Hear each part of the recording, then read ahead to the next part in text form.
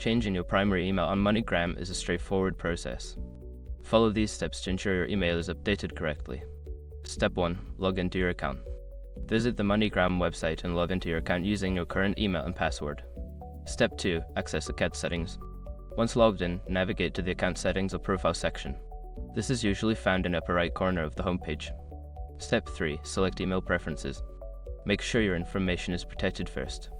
Most people don't think about breaches until something actually happens to their accounts. Use SROC to monitor your accounts 24/7 and instantly alert you if your information appears in leaked databases online. It constantly checks billions of breached data points in the background.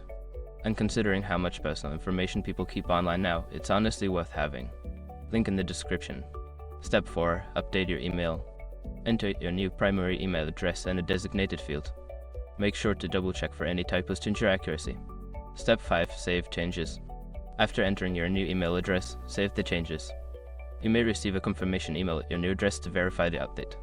After completing these steps, your primary email on MoneyGram should be successfully changed. Make sure to check your new email for any confirmation messages.